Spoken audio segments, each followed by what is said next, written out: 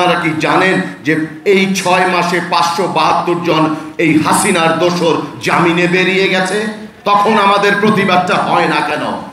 এই যে যারা এখনো ক্যান্টনমেন্টে সেফ হাউসে আছে তাদের বিরুদ্ধে কেন ক্যান্টনমেন্ট ঘেরাও হয় না? আমিরে জামাতের নেতৃত্বে হোক, আমি সামনের কাতারে থাকবো, 12 দলীয় জোট সামনের কাতারে থাকবে। এই অন্যায়গুলোর প্রতিবাদ করতে হবে। একজন উপদেষ্টাও তাদের সম্পদের বিবরণী দেয়নি।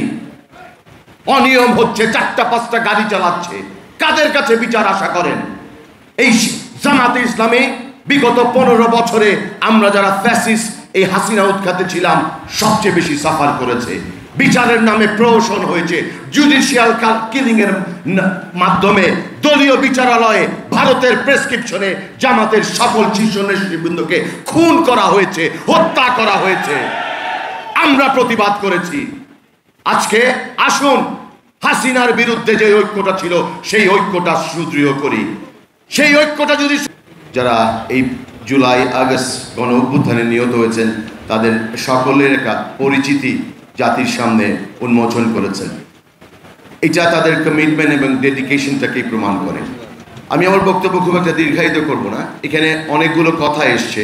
শহীদের পরিবার বলেছেন আপনারা যে কিছু দল তারা নির্বাচনের জন্য এত কেন দাবি করছে, তাড়াতাড়ি নির্বাচনটা চাচ্ছে, বিচারের দাবি কেন করছে না? বিচারটা হওয়া উচিত, সংস্কার হওয়া উচিত। স্পেসিফিক সংস্কারের কথা কিন্তু সরকারের থেকেও বলেন না, কেউই বলেন না। স্পেসিফিক বিচারের কথাগুলোও বলেন না। সহ্য করতে পারি। আজকে কেউ ইলেকশনের কথা বলেন, আওয়ামী লীগকে নিষিদ্ধ করার কথা তো কেউ বলেন না। জনগণ বিচার করবে। কোথায় বিচার করবে? ভোটের মাধ্যমে? না, এই হত্যাকারীদের ভোটের আগেই বাংলাদেশে নিষিদ্ধ করতে হবে, সেই দাবি তো কেউ তুলছেন না।